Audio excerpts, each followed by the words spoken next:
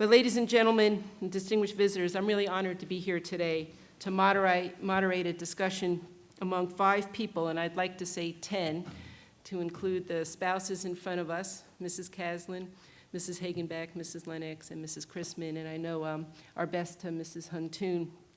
But for these people who have done more to shape the modern U.S. military academy than any other group that could be assembled. So really appreciate your taking the time to do this with us.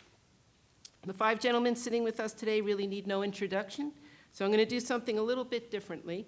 As you know, the role of the United States Military Academy is to produce outstanding second lieutenants, an impactful second graduating class of rotating military faculty and TACs, and an impactful research to benefit the Army and the nation. To set the stage for the next 90 minutes, I want to briefly describe the strategic environment that existed during each of our superintendents' tenures. Lieutenant General Daniel Chrisman served as superintendent from 1996 through the summer of 2001. He oversaw graduates heading into a post-Cold War landscape in which Army activities were often referred to as MUTWA, or military operations other than war. Graduates expected peacekeeping kinds of roles in places like the Balkans and Africa, and I remember East Timor at the time. Lieutenant General William Lennox served as superintendent from 2001 through the summer of 2006. General Lennox took command just 3 months before 4 hijacked airplanes changed everything. Cadets who signed up to serve in one strategic environment were graduating into the global war on terror and expected to deploy to Iraq, Afghanistan, or both during their first 5 years of service. Lieutenant General Buster Hagenbeck served as superintendent from 2006 through the summer of 2010. Graduates faced a surge in Iraq and a continued war in Afghanistan, as well as a public that was increasingly questioning the purpose of both these engagements. General Huntoon served as superintendent from 2010 through 2013. With the repeal of Don't Ask, Don't Tell and the beginnings of budget battles, resulting in sequestration and furloughs, graduates thought they would be pivoting to Asia, but never quite did. And General Robert Caslin, our most recent superintendent, took his final tour at West Point from 2013 through this past summer of 2018. And during this time, Russia began to saber rattle, the domestic political climate shifted, old grads discovered the power of social media, and today's graduates are entering a strategic environment in which trouble spots may erupt as much from the disputes among great powers as instability fomented by mass migration. So, gentlemen, given these changes in the strategic environment over the past 22 years, and as you have had a chance to reflect on your time as superintendent, how has your view of the role that West Point plays for the Army and the nation evolved? And maybe I'll start from this end going to my left. Sir? Sure. Well, thanks, Cindy. I find myself looking over at her paper to see what she's going to ask. But thank you for coming. I know I speak for all of us. This is an extraordinary venue on an extraordinary campus for extraordinary young people. And I'm just pleased beyond belief to have a chance to share these thoughts with each of you. So Cindy, Jeb, and for the attendees here, thanks for taking your executive time to be with us. On the question Cindy asked, I think the value of the Academy is clearly even more apparent and even more strong than it was when I arrived here in 1996. The thought that came in my mind as I, with Susan, have been wandering through the campus over these last couple of days is how dramatically different the environment is in Washington and even in parts of the country about the worth of a Federal Service Academy. Each of us on this table battled budgets. That hasn't changed. What we battled in the early to mid-90s were existential questions about whether West Point should exist. I know it's hard to believe this in the fall of 2018. Susan and I were talking about the life cycle of a cicada, because like the life cycle of a cicada, every so often in this period, particularly in the wake of the dissolution of the Soviet Union, and then peace breaking out, Dayton Peace Accord in Bosnia, So what's the purpose then of an Army that numbered in excess of 900,000? We cut that in half. The budget was severely constrained here, but the existential questions that were raised often by the media and even by West Point graduates, the editor of Armed Forces Journal, Ben Schemmer, every so often, like the life cycle of a cicada, would raise this question: what's the benefit of a service academy? Look at the costs.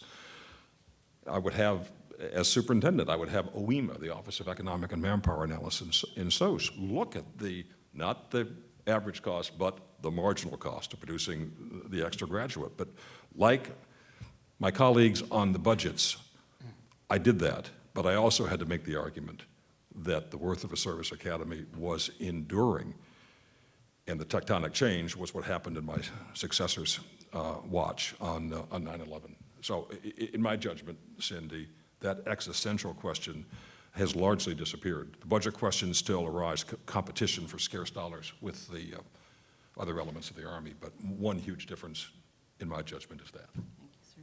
Yeah, I'd echo what Dan just said. As I came in, I saw exactly that. We didn't have the chairman. We had very few four-stars that were West Point graduates. And there were a lot of questions as to why West Point existed and why we couldn't get great officers from ROTC. Not that we don't. We get great officers from ROTC. But as you said, 9/11 made a difference. And what I've seen over time is that each superintendent takes a look at two things. He looks at the external environment and then looks at the academy itself and where it is, and makes some decisions on the marching orders to go for the next 3, 4, 5 years. And General Shinseki gave me some great advice. He said, hey, the impact of a chief of staff of the Army goes maybe 4 or 5 years. The impact of a superintendent goes decades, because it's those young ones that are out there. My young ones are now majors and lieutenant colonels. They're getting old. I'm not, but they are. I think you have to make those two assessments. And West Point does change. I know we can all be cynical at a certain point saying it doesn't change. It does change. And has changed remarkably over the years, thanks to an awful lot of the people sitting right here. So I just agree with you in terms of your assessment. I do think as you look back, and I'll probably be criticized for this in some quarters, but as you look at some of the conflicts, whether it's the Civil War or others, the generals that are sitting there initially slowly disappear. And for the most part, it's the West Pointers that rise for those crises periods and do a hell of a job. So I'm going to leave it at that before I do get into trouble. But I think that we have really reestablished the reason of West Point. Thank you, sir. General Higginback? Yeah, I would echo those comments of my two colleagues. What I found when I came up here, I'd just come out of Afghanistan and been the G1 of the Army. And when I went in there, I leaned on West Point and OEMA in particular to look at an expanding Army. And we went from, do we accelerate captains to majors? I mean, where was the hole that we had there? What's the cost of doing that? Not just in the short term, but the long term. Do we send more NCOs to OCS? What does that do to the NCO Corps? Even to the discussion of some in the Pentagon that said the quality really comes from West Point. Why don't we seriously look at reducing from 4 years to 3 years for commissioning, much like we did in World War II? So I think for the most part, inside the Pentagon and even outside in many circles, they understand the value of West Point education. And even though ROTC is the largest commissioning source, you all know that, it's also the largest scholarship giver in the country, bar none. And so they're absolutely critical. So we looked at all those kinds of aspects of there, but the underlying premise was that West Point really ought to be the standard, and how can we elevate other commissioning sources for that? Thank you, sir. General Huntoon? I see it in terms of a couple things. So I think there are constants here, quality of the food in the mess hall. I'm actually filled with a small amount of joy right now because I just came from what is always the great privilege, which is to teach. And so I was allowed to barge in on a class in PL 300 and talk about leadership, and it's something that if you don't feel it, then you're probably in the wrong location or the wrong profession. It's what all of you do every single day. That's one of the constants, the quality, the exceptional measure of the staff and faculty here, and the cadets who seem to be getting much more clever every single year and much more fit. The other constants certainly have to do with the business of values-based leadership, our focus on an honor code, which is one of those immutables. In the curriculum, I think about an English department that still focuses on remembering the memoirs of Ulysses Grant and that matchless prose that speaks to another form of leadership that speaks to us today, as Chernow has taught us once again in the past year. We talk here about Thucydides and the Peloponnesian Wars. We speak of the Melian dialogues, and we can link them to some of the things that are happening today. Those are the immutables that matter at a place as well-resourced as the United States Military Academy. I think the idea of sacrifice, if you simply take a deep breath and think about the 18-plus years that our graduates have served with honor and distinction, along with their contemporaries from all the other commissioning sources in the campaigns of Iraq and Afghanistan and other places, this idea of sacrifice, I think, is a big part of the constant quality of this institution. But I think there are some things that have changed, and all for the good. I think that all of us here were concerned as we arrived about sustaining and increasing the connection to the United States Army. And I think that we're at an extraordinary moment here at West Point over the past decade plus.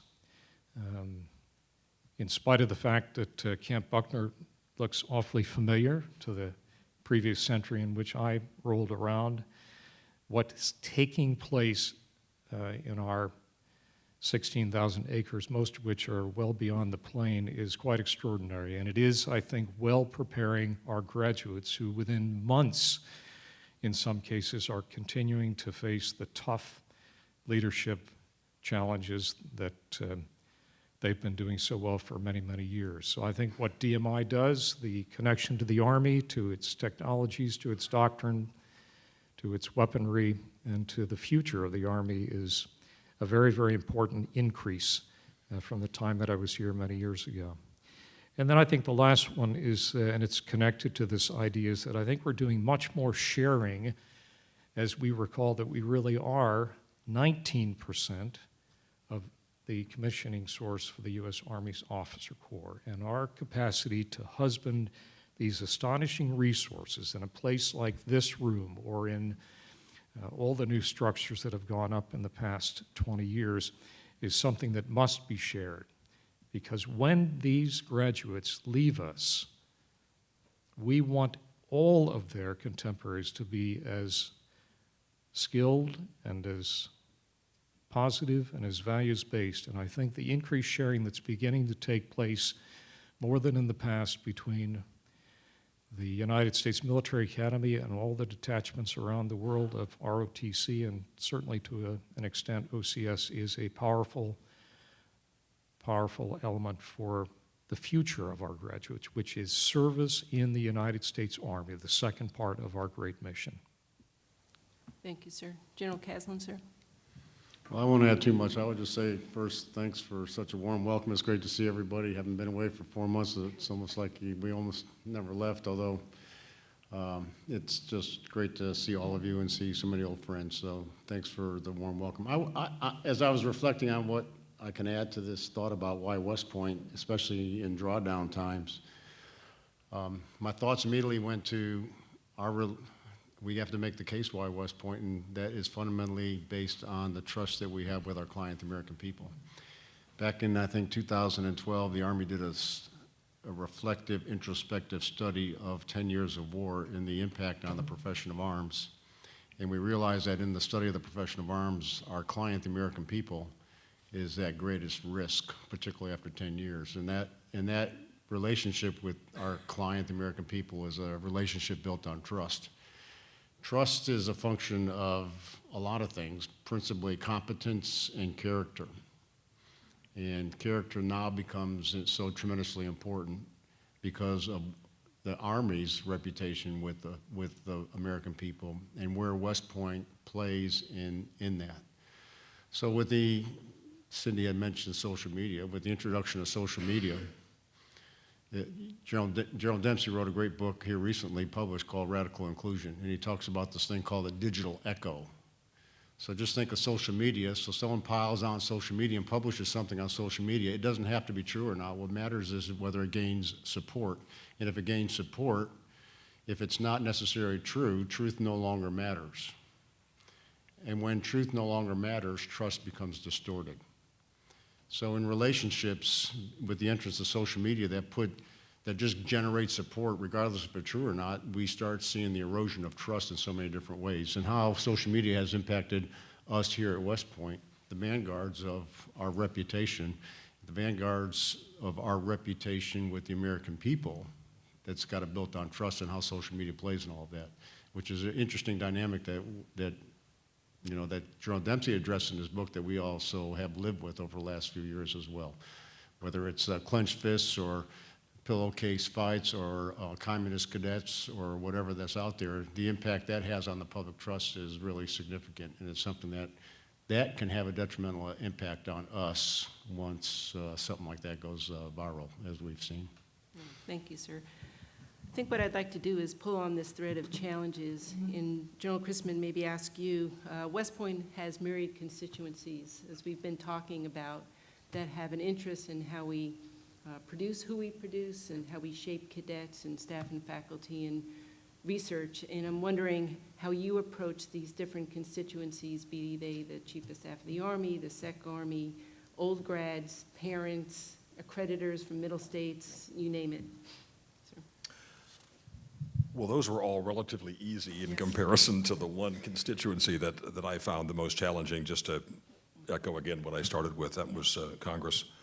And in this existential world with the senior Army leadership, I'll never forget, as all of us did, touring around the acres, touring around the facilities when you first arrived, do your first 30-day environmental assessment. And one of the things that stuck out in my mind at that point, besides the physical development center, the Arvin Gym today, but were the barracks. And you'd go through the barracks, and here were cadets that had waste baskets that were collecting rainwater that was dripping down, in some cases in torrents from the ceiling. So we had a visitor, one of the constituents, who was an assistant secretary of the Army. And I walked her through. We sat down in quarters 100, and I explained patiently, look, our budget's been cut. Here's a facility need that's driving cadet morale, driving admissions. And I said to her, the barracks at West Point now are in worse shape than any barracks that I've seen in the Army. And her comment was, that's not altogether bad. And so you see what we faced there. That constituency, I thought I could handle the parents. Parents were, Susan said, you never lose a parent. There's always a strong cohort of parents. And I didn't have what Bob Caslin in particular addressed, and that was the social media challenge. I made the mistake of, when I first came on board, as email was beginning to take off, of giving all the alumni my email address. And that lasted about 48 hours. And I stopped doing that. But the alumni constituency was important in a way I never anticipated, Cindy. And that was, as Bill culminated the campaign that we started while I was SOUP, as Buster and Dave started and Bob finished, we were always in the middle, each of us in the middle of raising private funds. When I was named as superintendent, that was the furthest from my mind, to be a capital raiser, a fundraiser. But we were. And the alumni, after the education, how come you're raising funds if this is a federal service academy? After that education was finished, the success, is shown in, I think this room was probably funded by gift funds, the room itself, not the library. But you see all around what the alumni have done, and friends have done, and foundations and corporations to a bit, but mostly alumni. So again, the challenge for me at least was Army and Congress there all the time, burrowing into these offices, talking to your friends and those that you want to make friends for the reasons that we outlined.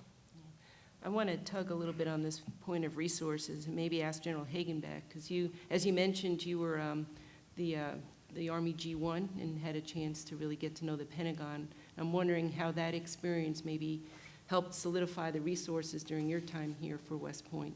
Well, it really did, but it was hard to build it into the budget and be accepted. And because I knew how to work the resources, and one of my friends from the 10th Mountain Division was the finance officer for the Army, a guy named Stanton, we always got end-of-year funds, which to people outside of West Point looked like a lot of money, and it was. But you can only spend that money in the upcoming fiscal year. You can't take on something like a barracks and think that you're going to get funded for 5 or 6 years in a row to get something. So you have to make certain assumptions on how to get that money and how to move it around. And I spent a lot of time doing that. But my first blunder as superintendent with money was raising it, as Dan alluded to, the Hague room. So I'd been in this job just a couple of months, and I was going to make my first trip to China. And Dr. Henry Kissinger and Al Haig were prepping me for my first trip. And at the end of the conversation on the phone with Al Haig, which had gone on for a very long time, he said, "Hey, Buster, I understand there's a naming opportunity for that beautiful room up there in the library that's going to open here in a few months." He goes, "You think I could get my name on there for about $10 million?" I said, "Sir, write the check." So I thought I was great and wonderful, and I went to tell AOG there, and the head development officer almost broke down in tears, and she said, "Sir, we could have gotten twice as much." So I never asked for any money directly. Soups can't do that anyway. I was new and didn't recognize that as well.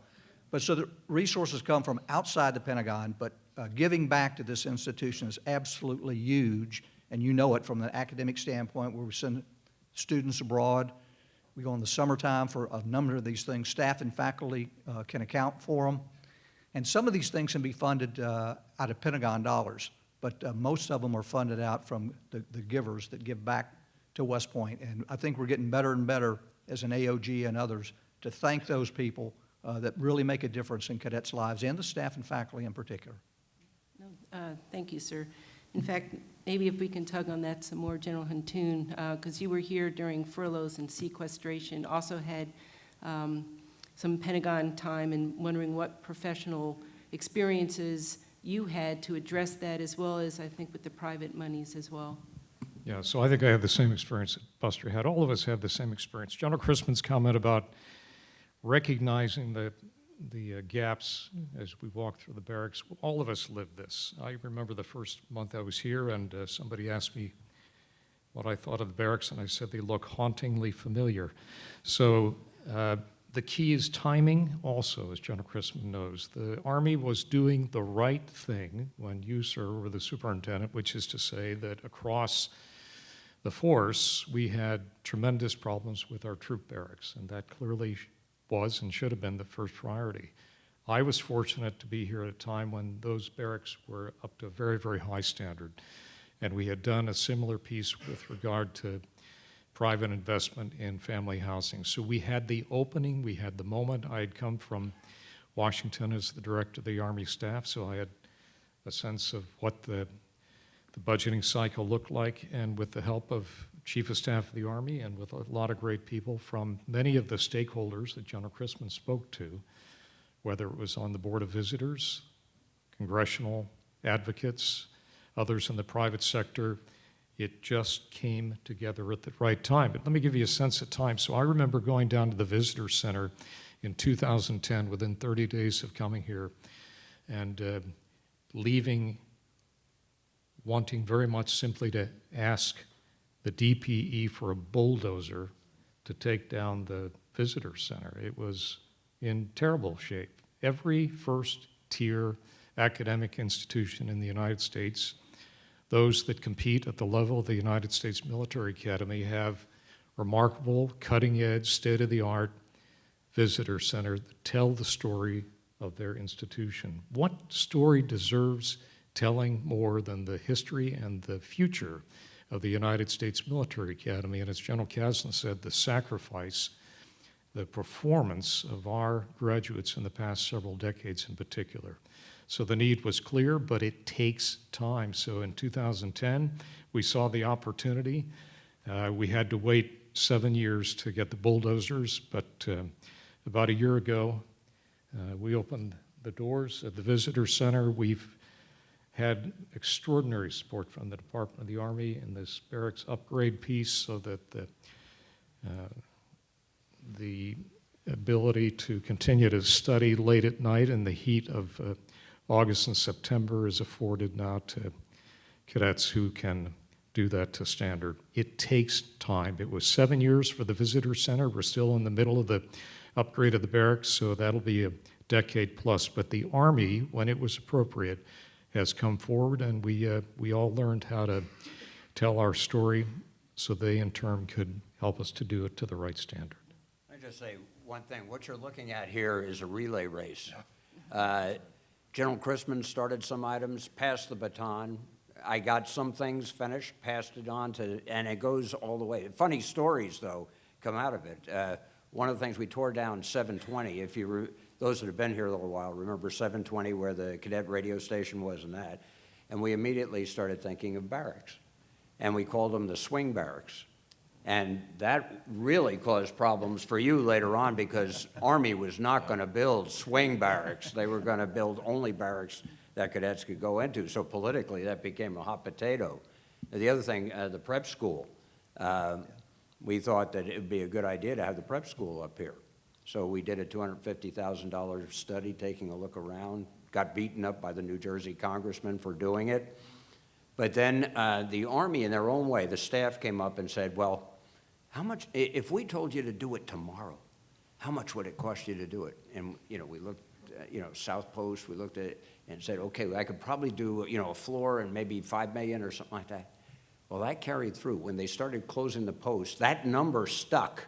So I don't know whether it was who it was, but they got stuck with that number. And boy, it was a political fight then to get it back up. But it really is a relay race. One starts it and passes it all the way down. And you probably will never see an item that you want going completed on your tour, but down the line it happens. And it's incumbent on us to keep that going.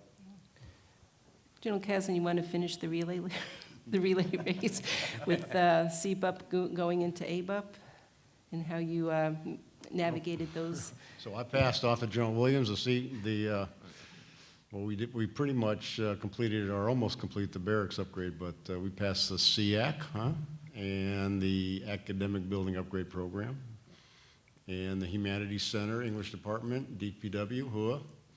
We'll see how that thing progresses, and anyway. It's all on General Williams now. So we'll see. We're still watching.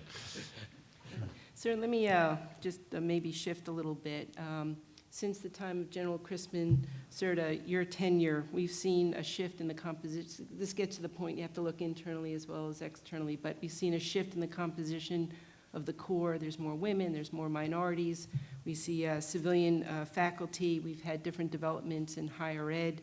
We've had a shift in the structure from a defense structure from a post-Cold War now, going from a global war on terror to the current focus on readiness and really a complex, unknown terrain for the future. And I'm wondering how you see your role and how you saw your role in leading the academy through all these different shifts internally as well as externally. Yeah, well, thanks, Cindy. It fundamentally goes down to this client in the profession of arms, because as we take an oath of allegiance to the Constitution, which puts us subordinate to our civil authorities, and the civil authorities are elected by the American people, our client is America.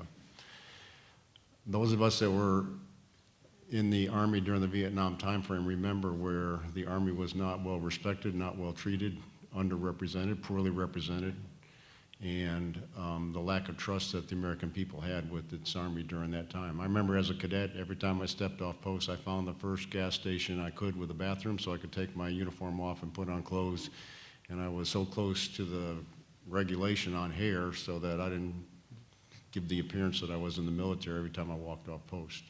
We never want to go back to those days. We never want to have that adversarial relationship with our client and the lack of trust from our client ever again.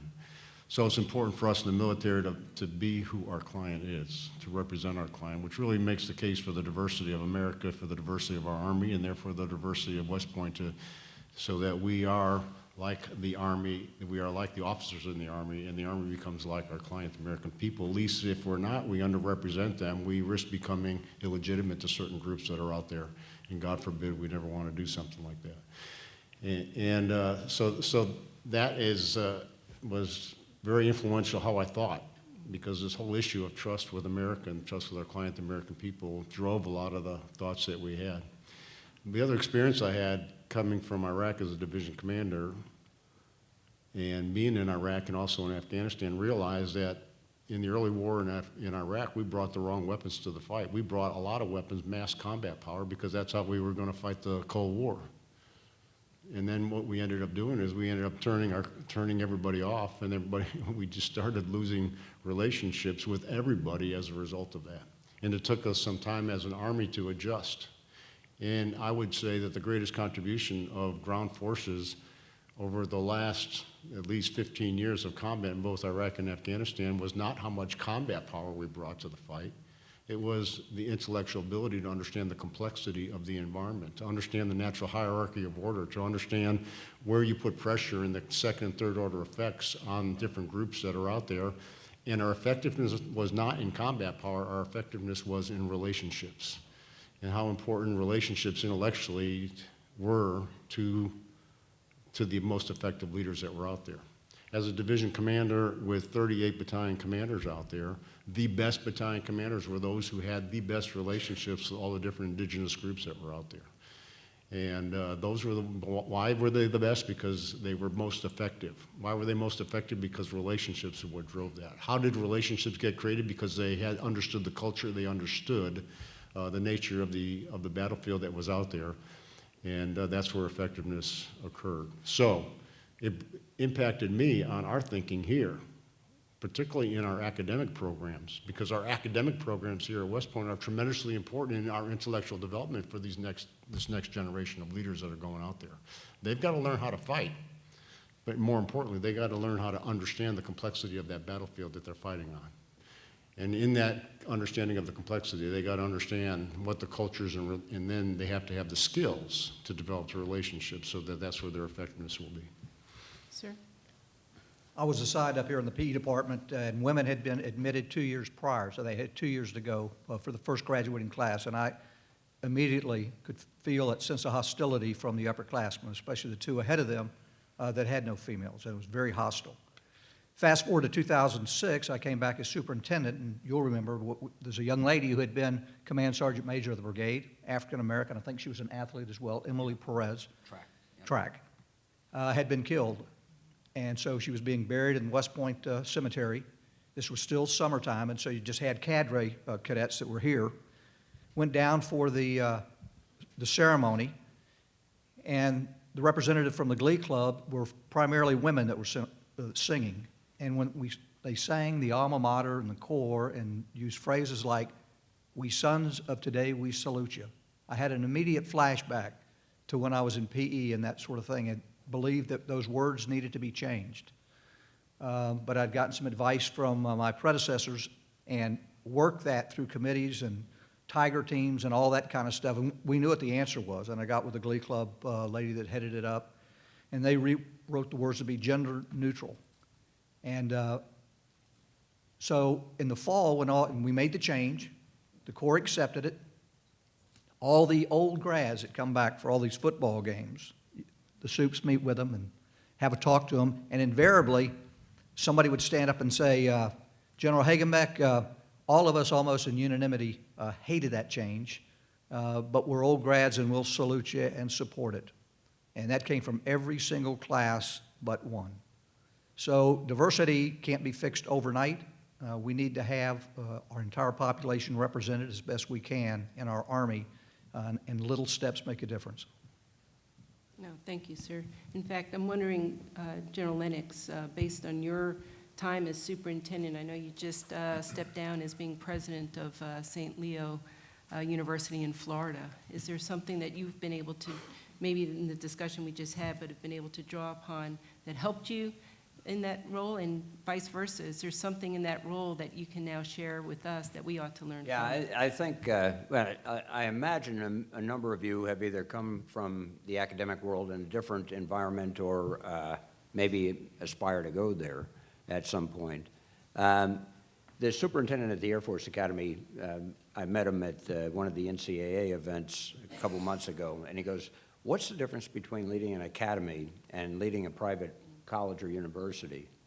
And I had a one-word answer: revenue. You know, we talk about budget here, and I didn't have a budget. I had to earn my budget, and it's tough.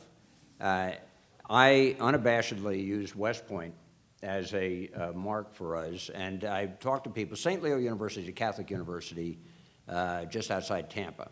It's one of the largest Catholic universities, only 2,200 on the campus, but a total of about 15,000 in 35 centers and online, complex business model.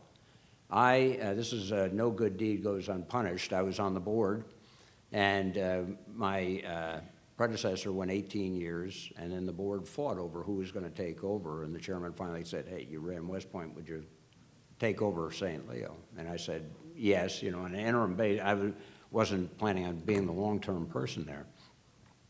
But I went in there and taking a look at the things that were the same. St. Leo is a teaching university, not much in the area of research, although West Point's been doing a lot of it. Small classes, great faculty, committed to teaching. So I could draw a lot of parallels there. The staff was not as good, didn't understand the business model, all that, and you dealt with a board, unlike our board, had 35 people in it. A lot of the private universities use it as a fundraiser.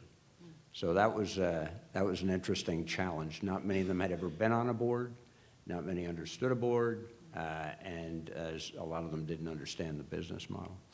So we changed out a number of people, and I ended up doing exactly what we do here. Came up with a solid strategy for the university, brought in, took out 4 of the 5 vice presidents because they just didn't know what they were doing. Brought in some great people and gave them a good budget before departing. So it's the same things that we do here, except for the revenue piece, that you've got to go out there and really earn it. And the faculty has got to be a part of that. As you innovate and change, and you've got to be agile nowadays. Those of you that work higher ed, the things that are going on in higher ed are extraordinary right now. And if you're in a private university, the demographics are such that you really struggle. There aren't as many 18-year-olds right now. We did a lot of work with the Army downsizing. And Florida did a great thing. They took all their 2-year community colleges and made them 4-year colleges.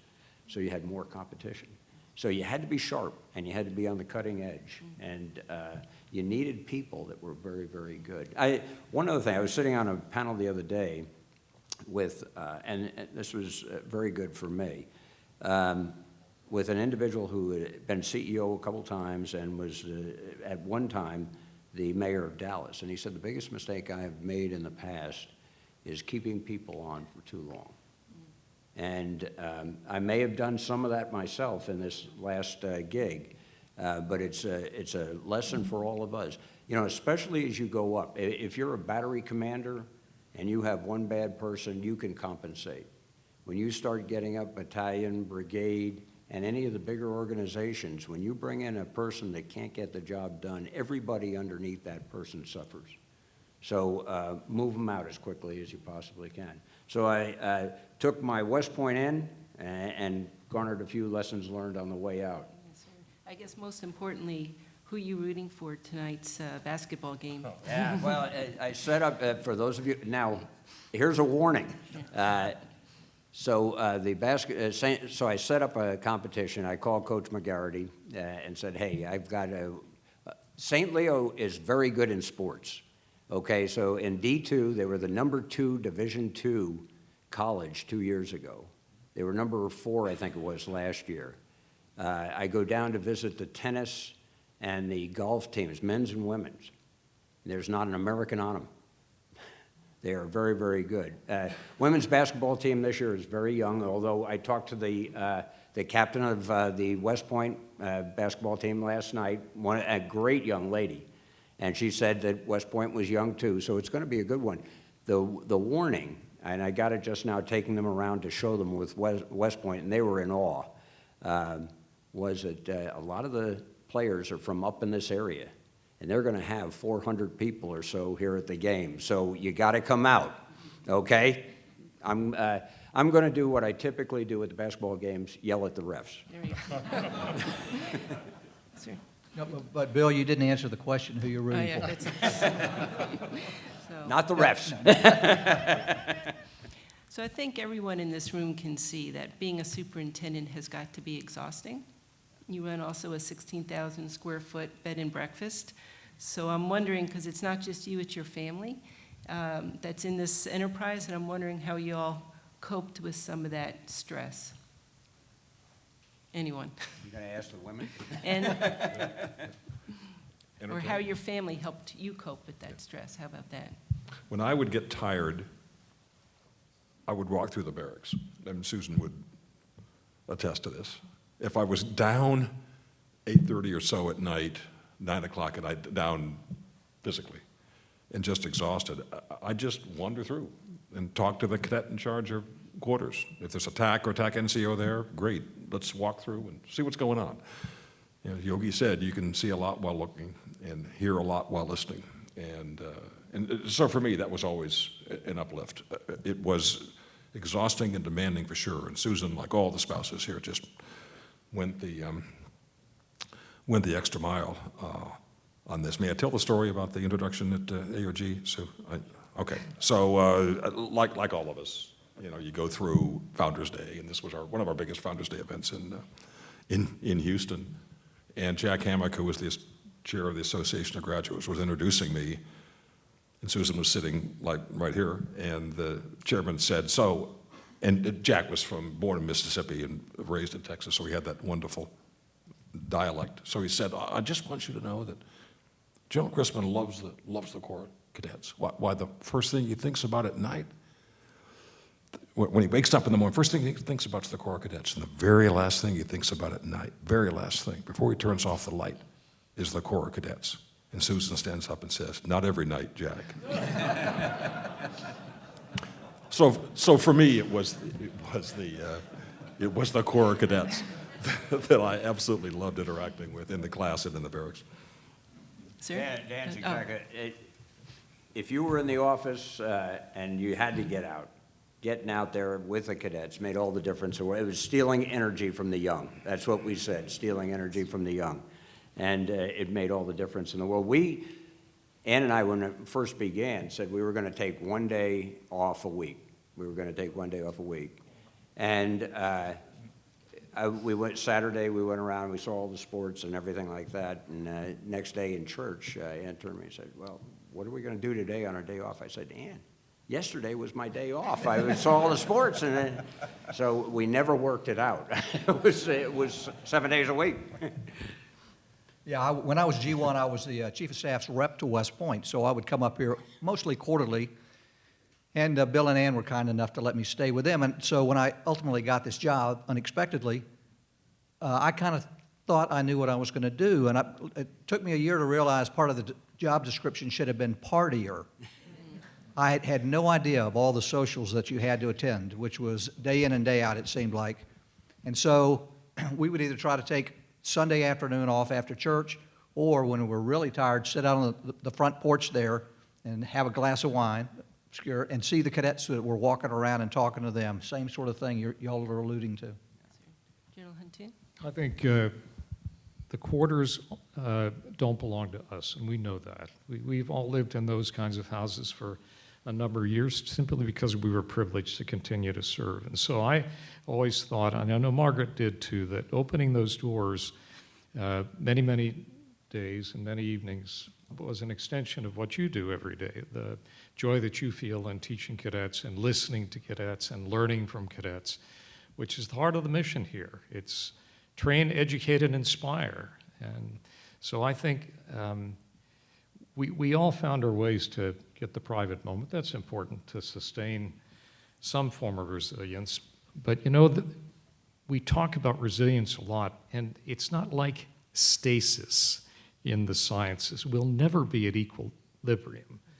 It's always going to be a little out of balance, but the joy of spending time with this team, whether it's staff and faculty or cadets in a magnificent house with that kind of history, I think is just another privilege. And I have to tell you that maybe one of the most interesting, and it's also the quality of the visitors. So President Bush was here at one point in 2012 on a mission to honor a West Point graduate who had served with him in Texas, and he came up here for the funeral. But we kept him at the house, and it was just President George W. Bush, and we had the local Secret Service guy doing the quick once-over. So 6 a.m., I hear a noise down in the kitchen, and I go downstairs, and I wasn't completely attired. There's George W. Bush, and he's looking for the coffee machine. Well, I don't drink coffee. So I immediately raced back up the stairs and said, "Margaret, where's the coffee?" But he found it by the time I had gotten downstairs, and then we went across to the gym about 15 minutes later and had a wonderful time. He never, on his previous times here, had any opportunity to really move around at will because it was always the structure of the graduation ceremony. So he just wanted, after the service, to be able to get to know the academy a little better. And the last thing I'll mention on this was that General Abizaid was teaching a wonderful class in Soch on geopolitics, and he would bring in all kinds of magnificent speakers. And so that morning, as it happened, General Stan McChrystal was the guest speaker. And so I thought, well, this might be interesting. So we took President Bush across the apron, walked over to Thayer Hall, and there was General Abizaid and General McChrystal was teaching. And President Bush took the class. He asked General McChrystal to take a seat, and in front of the 11 cadets who were part of that moment, he taught the world of politics at the presidential level. Now that's kind of the richness of West Point, isn't it? You've all had these moments in some manner, and I think that's the idea that there's a continuum here, whether it's at the quarters or in the classroom, on the athletic fields. And then it takes, I think, its greatest moment when we see each other in the field. It's about the relationships that General Kaslan and General Hagenbeck spoke to. It's about the trust that we engender, not only with the American people who are the people we serve, but it's with each other. That's the special quality of West Point. General Kaslan, did you want to talk about exhaustion? I didn't realize how exhausted I was until I retired. But no, you kind of know what the battle rhythm is. After a number of years, you kind of know, because the battle rhythm modifies and changes throughout the academic year. And then you know when your real downtime is Christmas in the summer, preserve a week if you can. And then you know your daily battle rhythm, so how much sleep you really need, and force yourself to go down at a certain time so that you can get up. But it's all manageable, I think before I turn it over to you all for questions, I just have one last one. Well, for now, one last one. And that is, I'm wondering if you can share with us the best cadet prank, either as a cadet or a superintendent. I say this in the spirit that it's Air Force Week, but is there something that's memorable? Yes, sir. I'll tell one that Bill and I shared. As plebes here in the fall of 1967, our football team was 8-1 going in the week off before going into the Navy game, and we were ranked 9th in the nation. And we got an invitation to play in the Sugar Bowl. Now, this is when they only had 5 or 6 major bowls.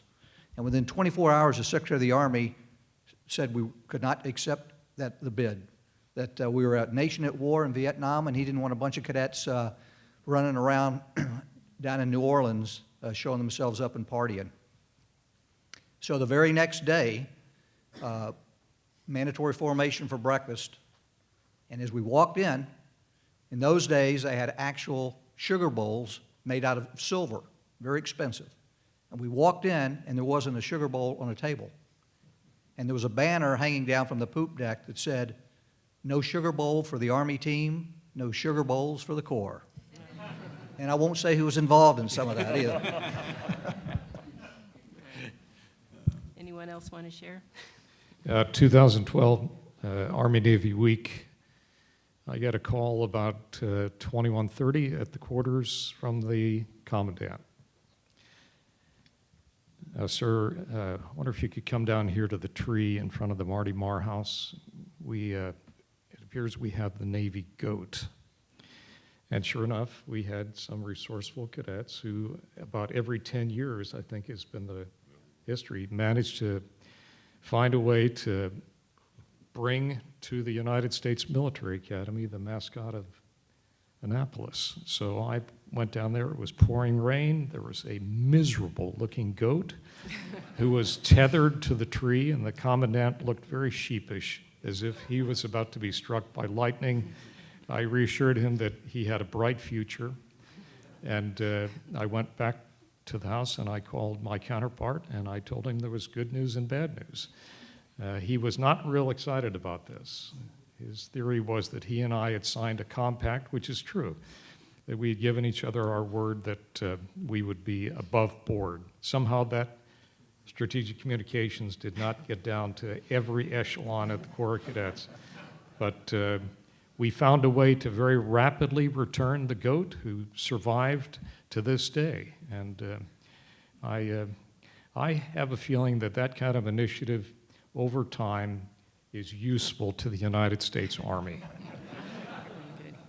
Well, when I was Commandant to Superintendent Hagenbeck, that we had the first parade for the first football game, so the Corps Cadets did their passing review, and right at the very end, General Crispin, I don't know if you had donated a car to the Spirit team or something like that? Well, that was my car. Was that your car? So there was a car That's that was another donated to story. the Spirit team that was all kind of painted up and everything like that, and all of a sudden, the car comes driving out of the Sallyport at the end of the passing review with a couple of, the cadet mule was in there and a couple of other comical characters. So they got in front of as the cadets are passing review, they got in front of the reviewing party and did the rocket, and then they got in the car. And Hagenbeck said, he looked at me and says, "Commandant, what the hell are they doing? Get them So I hell had out of a there." Pontiac 6000, and one night, we sort of, they got out there, it was beautiful. Red roof with 3 stars, Wild Bill, Lennox on one side, Annie Get Your Gun, Lennox on the other, Go Army on one side, Beat Navy, and I think it was on the trunk, Beat Air Force. And I drove around on it for 2.5 years. Yeah. And I thought I got rid of it. And I think I've gotten rid of it a couple times now. So, but that was pretty good. Well, one of the ones that we had was, it was a real rainy night just before Navy. And Ann and I were in bed in the back, bedrooms in the back of Quarters 100. We heard a lot of noise out in the front. So we go out in the front and I open the door. And there is a young woman in a pig suit with her whole room out there on our porch, and it's pouring out.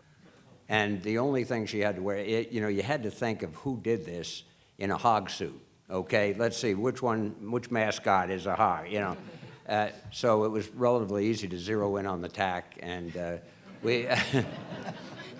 We got her out, we extracted her, got her up into a bedroom up in the front. So she sat in the front, and then we waved to them as I told the TAC, "Hey, I don't care how you do it. I want everything back in her room. I want it dry in the morning, and I want her taken care of." Pow, it was done. And she just waved to the cadets as they were doing it. She said it was her best day at either academy, so... So we were disciplined. Oh, yeah. No, the only thing, Sue and I would occasionally be asked by cadets.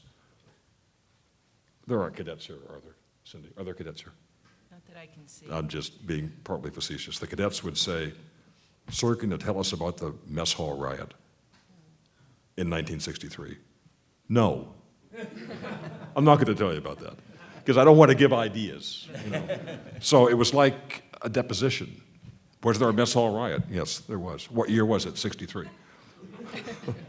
What was the game? It was Penn State. Did you beat Penn State? Yes. Were the tables stacked in the mess hall? Yes. Were they stacked so high that you swung from the chandeliers? I refuse to answer that.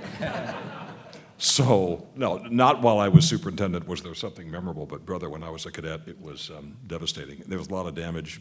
We were assigned a levy to pay for it, and the first captain, his name was Dick Chilcote, was called before the commandant, and the commandant said, Cadet Chilcote, we have a problem, and I expect you to solve it. And that's all he said. And so we cleaned it up and paid the damages, and the mural survived. Good. And with that, I would like to throw it out to the audience for questions. I know there's a microphone. I'm going to ask that you speak into the mic so that we're able to capture your question.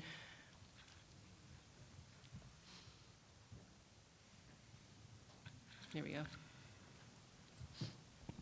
So you had a lot of time to look at the academy. We've got many years represented here, but we've got years ahead of us as well. And I'm wondering if you see change ahead of us that we should be concentrating on. What is it that's coming that we need to be looking at very carefully? Bob, why don't you talk Trophy Point about new historical markers and stuff on initiatives? Is that still underway? Yeah, that's why I kind of mentioned it at DPW, because they're the vanguards right now with the future of the construction up of Trophy Point with the Humanitarian Center and all that, as they work their way through that. I know there's a lot of bureaucracy, so that they got some challenges there. From a structural standpoint, when we got the SEAC, which I think I heard it's been approved and appropriated, so that's good news. Then I think the next big thing is going to be the academic upgrade program, which I heard is at risk. And there's some risk out there because it's not yet locked in and there's not consensus up at the Army, senior Army leadership yet. And then on the private side, you got the expansion of Micah Stadium, you got the Humanitarian Center, not the Humanitarian, Humanities Center, and some of the other things that are out there. And those I think are important, but we work with AOG to raise the necessary funds that are out there. Yeah, I'm not sure if you were talking only about the future structurally, but there are some other huge challenges that are out there in the future. Certainly the infrastructure itself, that's important. I'm wondering also. Can we have the mic just so that we can, So I'm just wondering, it seems like that we're a nation in the midst of change, whether it's through social networks, whether it's politically, whether it's socially. And if there are aspects, whether it's the infrastructure that we use to support the education of the cadets, or whether it's that philosophical foundation that we base those educational decisions on, either of those things, I think they're both, there's the physical and the philosophical environment that supports our future endeavors. And if there's something out there that we're not seeing, I think one of our most important jobs is to take a look and to see those things and then to adjust ahead of the change. I feel that running up into all the changes that came as a result of the attacks on 9/11, I wonder if the Army did everything it could to be ready for that moment. And I wonder if there are moments like that you see ahead of us, or if there are other changes you see that we need to be changing in response to. Can I just make a general comment about that? I think it's a great question. I think all of us are thinking about this. I know for sure that here at the table we live with that every day. I think the Army in general and the military and the Department of Defense, and for that matter the interagency, has a dismal record of divining the future. I think the other thing that's extraordinary about the past 20 years is rate of change. I don't know if it's, certainly it's somewhere between arithmetic and logarithmic. You'll have to sort it out depending on the discipline that you represent. But change is astonishing right now, and our capacity to adapt to that change, to stay connected to the Army that we serve and the society that we serve, I think is fundamental. I think it's very difficult, though, to divine that future, but we have got to remain engaged. I think it's awfully important every now and then to just simply go back and remember what the mission speaks to. It speaks to two pieces. It's the initial 4-year period in which we develop these leaders of character, committed to the values of duty, honor, country, but there's a second part that all of us had a handle in creating and certainly enforcing, and that's this idea of at least speaking to the idea of a career or a connection to or service for this nation. And I think it's easy for a military academy that has extraordinary resources, the talent that's here is almost without peer, to be separate from that society. And I think we have to be vigilant about that all the time, because it's tough. We know, and I can see some great historians out here in the audience, that the record of our service is about the initial campaigns. And so we think about Kasserine Pass, we think about Task Force Smith, and we have the capacity to make those errors again and again. And so staying connected, thinking about the future all the time, putting in place the structures that we have to, whether it's the West Point Leadership Development System or something else that reminds us, I think is time well spent. That's a great question, and all of us dealt with this all the time. General Crispin, sir. Yeah, I agree on how thoughtful the question is. Here's one observation I have on the future. I think most international politicians would say the U.S. is slowly disengaging from the rest of the world, beginning in 2009 with the Obama administration and continuing today. And it's a G0 world. There's no longer a single global superpower. But the rest of the world doesn't want to disengage from us. And the involvement of our economy, international exports minus imports, is growing steadily. Global trade steadily increasing. U.S. vulnerability to supply disruptions getting deeper and deeper. And the international diplomatic challenges that we face are growing geometrically. West Point has a role to play in this. And in my judgment, I think we all started efforts to make sure that our cadets are focused on the rest of the world that's focused on us. And there are two dimensions to this. One is, how many international cadets do we have here at West Point? When I was a cadet, we had several, but they were from, let's be candid, Central American dictatorships. And so one of the things that I tried to do, all of us are shaped by our experiences prior to coming here. I was shaped by being the military advisor to the Secretary of State in the Balkans, meeting these wonderful dictators, Slobodan Milosevic and Alija Izetbegovic and Franjo Tudjman, who represented Orthodox, Catholic, and Muslim societies in a pretty dangerous part of the world. I wanted to make sure our cadets had an appreciation for this deepening involvement in different religions and languages and cultures. So I went to Congress and said, look, by statute, we're only allowed 1% of an entering class to be international cadets. My God, what's Sandhurst, 40 or something? King Abdullah's a Sandhurst grad, 1%. So, we had 12, a dozen cadets, maybe a class, if we were lucky. And so we fought and fought, not with great support from our service academy brethren, and finally got it raised to the robust level of 1.5%. But looking at that infusion of international talent here is so vital to this reality that I'm just describing, A. B, where are the cadets going? And some of this is gift money, but I recognize. But talking to the cadets yesterday and today, you're talking to cadets that have been in Dushanbe, in Tajikistan, studying in Taiwan, fluent in Mandarin, almost fluent in Arabic. And so, it's a fascinating aspect of the culture that will only be more and more in demand as West Point's academic program matures. And some of that, I think, may be at risk, both financially, Army policy, how many semesters do you spend away at the University of Salamanca or something, So I'd answer that. There are many dimensions to this, but one is, what's the academic program doing to ensure that our cadets are exposed to this increasingly complex world that all of us recognize is with us now? Could I add to that? Oh, go ahead, sir. So I sit on the board for the Secretary of the Army. On a panel right now, there's a lot of pushback you can't imagine of why are you sending cadets overseas for anything, a semester abroad or an opportunity of a couple of weeks to someplace in Africa or the Mideast. And it's expanded over the years, and I congratulate the staff and faculty for doing that sort of thing. And I'll just give you one quick anecdote. I came back here for a football game after I'd retired, And I won't mention her name, but she was a women's basketball player that has since graduated. She had been All-Patriot League for 3 years, MVP her senior year. She finished third in her class academically, was up for Rhodes Scholar, just brilliant. And I got a little note because she come into the suite I was in to say hello. So she did that, and I had some classmates in there. And when she was getting ready to leave, unbeknownst to me, she talked to some of my classmates, and then she left. And they had asked her, what was the most exciting or memorable experience that you had as a cadet?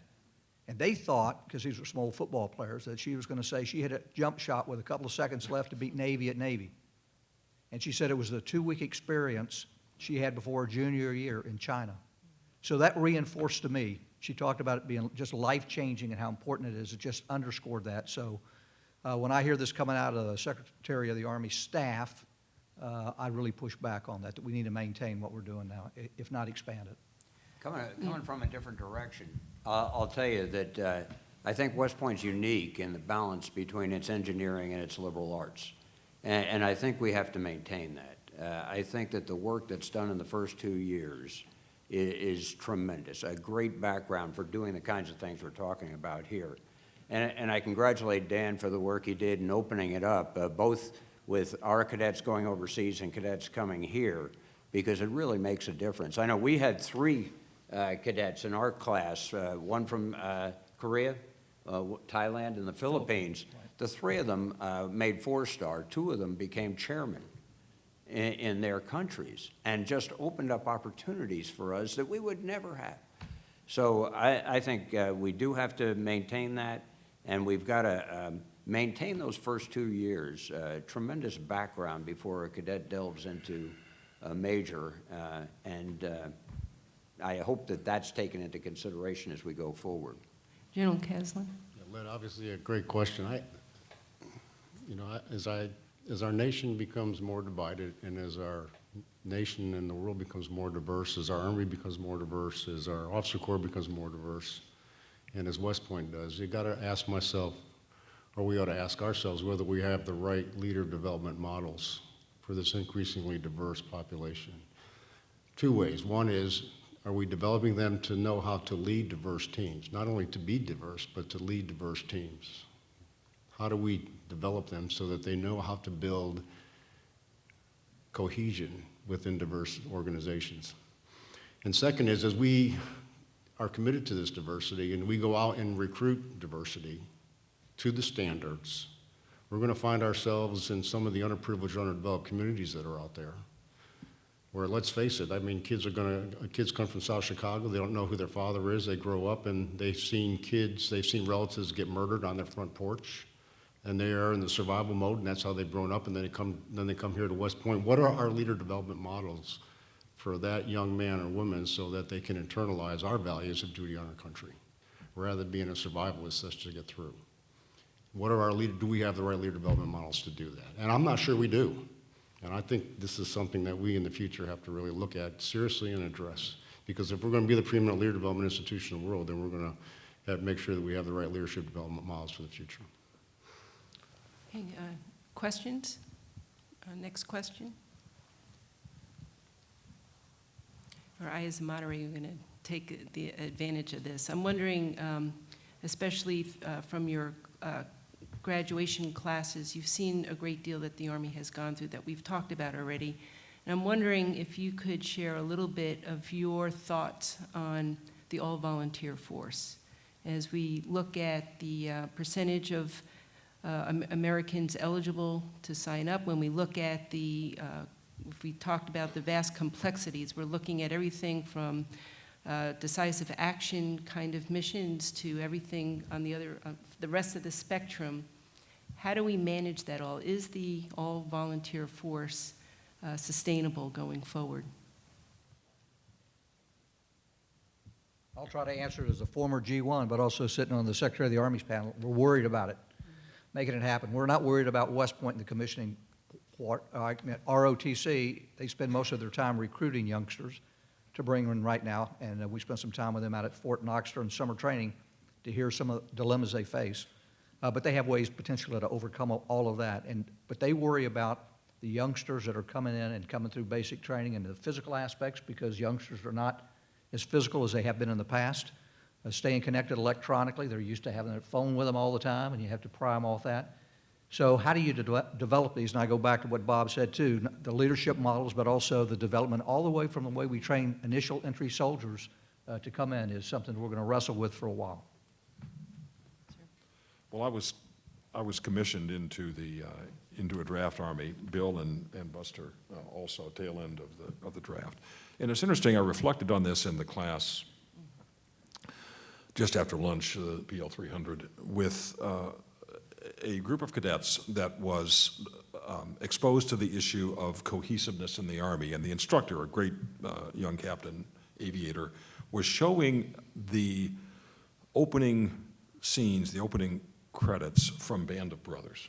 And a series I just absolutely admire a great deal, about the building of Echo Company 501st with 101st Airborne, and how a common cause and the unity of this organization led to their success. And the opening credits had the actual veterans from Echo Company commenting on their World War II experience. And so on this subject of cohesion, I said, look, Captain Schroeder here did a great job to understand how you build this up. Let me just tell you how fragile it is. Because I commanded a company in the 3rd Brigade, 101st Airborne, in 1969. And it was a very, very different environment than Echo Company 501st. And that was at the tail end of the draft environment. And then having commanded a battalion in the 80s in the all-volunteer Army, my God, the difference is just night and day. Was it seamless? Hell no. Those of us that served in Germany in the late 1970s, in the early phases of the all-volunteer Army, we found ourselves defending ourselves more from within than without. But, oh my goodness, I mean, the change is now extraordinary. And I trust Buster's observation on this in terms of where we're going. What incentives are necessary when you get 3.7% unemployment rate? You're going to have a problem recruiting an all-volunteer force, but goodness sakes, the difference is just night and day. Well, I think the bigger issue is the civil-mil divide as an unintended consequence over many years. And it's not getting any better, it won't get any better anytime soon, but the consequences of a civil-mil divide really go to what I talked about previously, and that's that trust relationship with our client, the American, and the risk to that trust because there's a lack of understanding of what takes place. Because of the volunteer Army, you mean, Bob? Yeah, I fear in a lot of ways that we're raising our own frequently, and there is that divide that somehow we've got to close. I agree with Dan. The differences between and I was a doubter at the beginning. I don't know what your feelings were about that. I didn't think we could recruit that. And boy, what was I wrong, and what we've done with that. I mean, that's truly amazing. Can we sustain it? In fact, I think both you and General Hagenbeck were in the audience when Richard Nixon talked to you all, and he said that the symptoms of trouble in the Army are plain enough, from drug abuse to insubordination. And he asked that you all who are graduating to lead a moral rebirth of the Army. And I'm wondering, as you think about that notion of moral rebirth, how did West Point, do you think, contributed to that in terms of the all-volunteer force going forward? I think, well, I took over a battery in 1975. I was not politically adept at that time. General Senewal was a DeVarty commander at the time, and he had wanted me to be his headquarters battery commander. He asked me twice, and I said, no, I really want a firing battery. So the next one, where the battery commander and the first sergeant were relieved, he put me in there. And that was a challenge. One of my maintenance section was constituted by an individual who had killed his son with a baseball bat. He was also the drug provider for the unit. And another one had stolen an M16 on a field problem. And that was sort of, I won't say that it was endemic of the Army at the time, but it was certainly signified the problems that we had. And I think that going to that all-volunteer Army gave us an opportunity to reevaluate ourselves And that's why I think the standard at West Point is so important, because it stands out there as sort of the beacon of what you ought to be. And I think that that helped in the regard of reorganizing ourselves as we moved to that. It was an opportunity for us. Now can we sustain it? That's the challenge.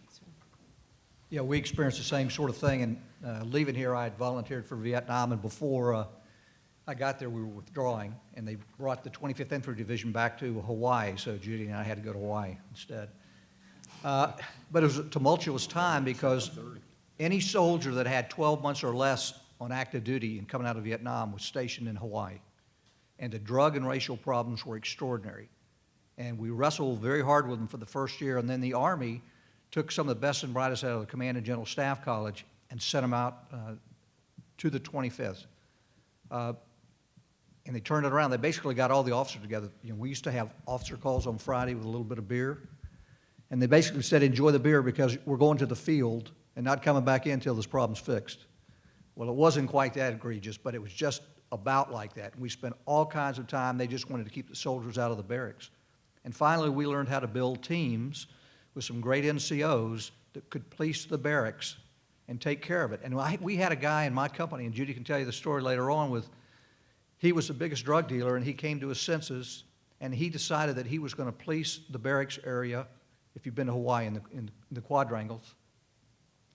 And I came in early. I'd made him come in for PT at 5:30 in the morning. I figured they'd maybe get a little bit of sleep before going off the rails.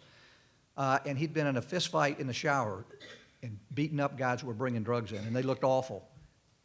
And so read him his rights and did all that kind of stuff, and the first sergeant said, I'll take care of this. And probably he cleaned it up, things were getting straight, and I came in for PT about 5:30, and I heard a thud, and one of the soldiers had been thrown over the rails from the second floor. And up at the top was this guy, turned out Barnum, and he goes, oh, God, sir, I've done it again. And he cleaned it up, and we never had another problem. But the point was building teams, and that was radical what happened there, where it's self-policing over time. And I learned that from a bunch of great NCOs, and we were loaded, by the way, with West Point lieutenants from the year that graduated prior to Bill and me, and the one right after that made a real difference, and that brought, you know, the basic principles that we learned here at West Point to the field. You know, Thanks. Cindy, Please. yeah, I was just going to say, as I thought about your question, one way I'd answer that is to say, we stayed in. Each of us on this panel had an opportunity in an environment that Bob just described to go out and do something else. Work for the private sector, work for the government, stay out of uniform, just get out of uniform. But we decided to stay in. And I'm pretty proud of that.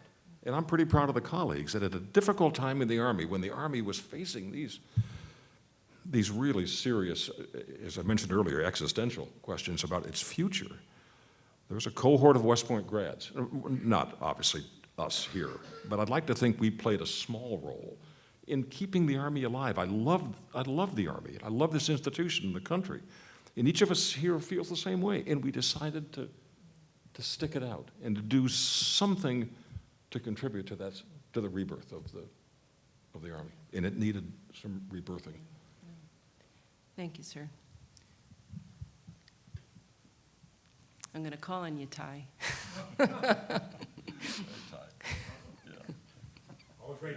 I know that. Well, we have questions for you then. That's right, stand up. Colonel Sidgley, I'm head of the history department, and I've been listening with that. It's just fascinating to listen to you. I'm teaching the History of West Point course right now to the TACs, and what you said resonates to me considerably, particularly how you have transformed the Army and West Point during that time. I don't think the institution has ever been in better health than it is right now, and it's gone through the existential the existential part that you had in the 90s through the social media time. We're really in great shape, and I think that's really a testament to what you have done through the course of your career. And I'd also might say to the people on the front row, thank you so much for what you have done, because, oh my gosh, I taught your aide the first year after he was, Charles Bailey, when he went through the course. He told me you had 5 days off in the entire year. And I know that's the same for all of you, so I just wanted to thank you for that. And now that I'm sitting here talking, I can't figure out what the question is, so I just thought I'd continue to talk. But it never knew- stopped me before. So I knew I can count on I you. know, That's but okay. I will ask. Can I answer that? Yeah. Ty, I think, we talked about West Point during the good times, and we talked about West Point during the bad times, and there's pressure on it all the time. So I know that Buster right now is on a committee that's taking a look at how we commission officers. And I think we have to be very guarded in terms of what we consider a very important accession source. I'll give you one example. During the tough times in 2001 after the tragedy there, the chief came to me. He's looking for brigades. And one of the ideas that came up, and there are multiple great ideas coming out of the staff down in the Pentagon all the time, and you've got to guard against them. One of them was to take the cadets off active duty, and you have 4,400 more slots. And, didn't think about the medical, didn't think about the payment, didn't think about anything. The other thing, there was a very bright one-star who was pushing him towards Sandhurst and wanted me to go over and see Sandhurst and see if we couldn't just do Sandhurst. So in the good times, sometimes you don't have the 4 stars there, you don't have and people start questioning. In the tough times, people want to just pull. And I think that we all have to be very guarded in protecting West Point as we go forward. So I'm glad to hear Buster's on that committee right now looking at it. So before we close. Thank you for the question. In fact, so before we close, I'm going to ask maybe for some closing comments, but I was wondering if you can focus a little bit. As you know, one of the very unique aspects of this institution is the rotating military faculty. Yeah. And we're always in constant counter-narrative almost, with the fielded force in terms of making sure that we are getting the best of the best in front of cadets, getting them to the right graduate school programs, and then getting them back to the force so that they can contribute in powerful ways. And I'm just wondering if you have any thoughts on that, is how senior faculty can help with that aspect, how for those rotators who are here, what advice you might have for them as well. Can I just take and this comes out of 9/11. West Point, I don't think, ever got closer to the Army in a lot of ways, except after 9/11. And, the geography department was doing pamphlets on the axis of evil and getting them out to the Army, telling them culturally, these are the things you have to do. Geographically, these are the things you have to do. The Army started pulling staff, and as you know, it takes 2 years to develop a professor, a faculty member, and you'd lose that. And finally, we talked to them and said, let us deploy our own. And we didn't have very many right shoulder patches at that time, and we were starting to get some cadets back in that had carried them. So we needed to get that kind of knowledge into the classroom. So we did deploy them. The Mike Meese, who goes over with General Petraeus, and when they take Mosul, he's the one that helps put the fabric back together again. Our Jewish chaplain, who was in there in Mosul taking pictures of the ruins, and probably the last pictures because ISIS came in and took many of them out. I can remember, he's not here anymore, one of the senior members in Jews was going on sabbatical. And I got a call the day before. They needed somebody down in Jido, Joint IED Task Force. Barry Yeah. And he was heading out, and I called him in and said, hey, I hate to tell you this. I know you got plans and everything, but I need you down here. He went down there, was working 7 days a week, and he told me that was the best job that he ever had. That's the kind of quality that we've got, and that's what we add to the Army, and it's not always visible, but that's what we add. The majors coming out enrich the Army all the time. What do we have, about 100 graduating every year back into the Army, and that just makes the Army richer and better capable of dealing with some of these really existential problems that we've got right now. And the more we can do that, and we were talking about I mean, when you start looking at some of the subject areas that we were looking at in higher ed, virtual reality, AI, the computing you were talking about earlier, we're not going to get them there probably as seniors coming out of it, but those majors make a big difference, and that's the process I think we've got to go through to continue to enrich the Army and make it better. Yeah, thank you, sir. General. Yeah, I wanted to be like them. I wanted to be like the young captains that I met when I came here as a high school junior and had my physical fitness test given by Captain Touchstone in DPE and my admissions officer, Captain Driscoll, and my early on exposure to an Army Captain, Jack Nicholson, just back from Vietnam. I wanted to be like them. I mean, that was very, very inspirational. And the thing on the civilian faculty is hugely enriching of this institution. But what people forget is that in this early period of the 90s that I was describing in the opening statement, for no analysis whatsoever, there were Senate recommendations and congressional recommendations to make West Point exactly like Annapolis, i.e., let's have no more than 50% on the military, the rest all civilian. And a non-West Point graduate, General Sullivan, the Chief of Staff of the Army and Norwich grad, worked the compromise. You and I chatted about this morning, 20 to 25, to push back on that. And I just said, thank goodness, the civilian faculty enrich, the junior rotating military faculty inspire.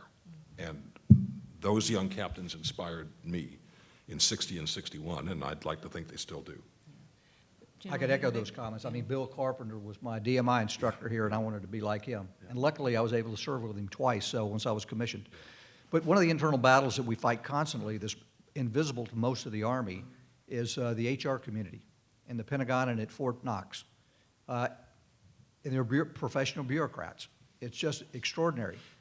And so one of the things that's critical when we get the rotating faculty is the timing of everything, because what happens, and you know this very well, 2 years grad school, 3 years back here, you've been out of the force for 5 years. Yep. You know, I remember being over in DPE, and they were telling me what a hot shot I was to come back here. And the first time they came up, the infantry branch, to evaluate me, they said, "You're a middle third guy." And I said, "Did I screw up a boxing class? I mean, what did I do here?"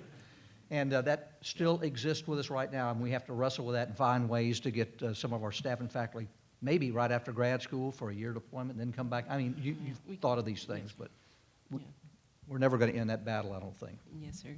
General Caslin and then General Huntoon. Cindy, you asked for advice to the faculty. I think there's a statute of limitations. Mine ended in 2013 in giving advice to the faculty, so I'll give you an observation. My observation is in the mission of the United States Military Academy, there are 3 verbs at the very beginning. What are they? Train, educate, and inspire. And of those 3, it didn't take me too long, having come back for the first time since I was a cadet, to understand that the 3rd one, I think, is absolutely the most significant one. And I think that's what all our staff and faculty do, whether they are civilians or those who are here for just a couple of years and are returning to our Army, or those who stay in tenure. It's this idea of inspiration. When I was a cadet, the first officer that I dealt with in plebe year was my tactical officer, and he had come from Vietnam by way of the White House, where he had received the Medal of Honor. His name was Robert Foley, and he stayed with me for the rest of my career. I worked for him 3 other times in my service, and it was the foundational trust that was established here, the relationships that General Caslin spoke to, that made such a difference in those years that I spent with General Foley, and still remain connected to him. He inspires, and all of you inspire, regardless of what you're going to do. The one thing that I do find unique and helpful to our Army is what Huntington wrote about in Soldier in the State, which is that one of the fundamental bases for any profession is the commitment to lifelong learning. And the fact that we take a significant percentage of our faculty here and return them to our Army after they've had a chance to take a deep breath, although it doesn't seem like that when you're here, because I know you're racing from one miracle to another, but to return to your profession with the new knowledge that you've gained, the experiences you've had in inspiring cadets, I think is an extraordinary resource for the United States Army. And I would just ask you to remember your ability as young officers that brought you back here, your credentials as leaders, to lead while you're here and to inspire when you return to the force. It's an extraordinary part of our story. General Caslin, sir. Yeah, well, let me encourage our faculty and encourage our junior faculty. You know, but the facts are that our junior faculty's promotion rate to major and lieutenant colonel is higher than the Army average. The fact is that our selection rate to 05 command of our faculty is higher than the Army average. TAC officers as well. So that's encouraging. But, you know, the truth of the matter is you're bringing, like General Huntoon said, that intellect back into the Army in so many different disciplines in so many different ways. But as I reflect back on my time as West Point as a coach and as a TAC officer, not necessarily a faculty member, but a member of the West Point staff and faculty, you know, my greatest reflection and my greatest satisfaction was the legacy that you create, that every single instructor creates. And to be in the Army and then over the years watch the cadets whom I was a TAC officer for just really progress through battalion command and brigade command, now who are general officers. And now one of my cadets is now a 3-star general. So we're no longer on a SIR basis. And I really look forward to that day. But just know that your cadets that you had an impact on so many years ago now are leaders, senior leaders in our Army, and are contributing to the security of our country and our nation in so many magnificent ways. It's just a tremendous satisfaction that the impact that you had while you were here at West Point is going to go on many, many, many years after you depart from here. And it's a great legacy, a great satisfaction. Yes, thank you, sir. And I'll just also thank everybody, staff, faculty, everybody for what you do each and every day to do those 3 verbs, educate, train, and inspire. And I just want to mention to you all that each of you have made us better through your leadership of West Point. And I'm reminded of Coach Krzyzewski, Coach K's thoughts on leadership. And he said, your team should be led with exuberance and excitement. You should live the journey. You should live it right. You should live it together. You should live it shared. You should try to make one another better. It's all about the journey. On behalf of the entire staff, faculty, and cadets, I want to thank you for the journey. Along the way, each of you have strengthened our commitment to excellence. You thoughtfully and professionally pointed out when we thought we could do better, and you made the Academy team more cohesive and prepared to improve beyond our wildest imagination in the future as we all work towards our common purpose as expressed in our mission, but it's the common defense of the Republic. Thank you very much, and outsmart Air Force.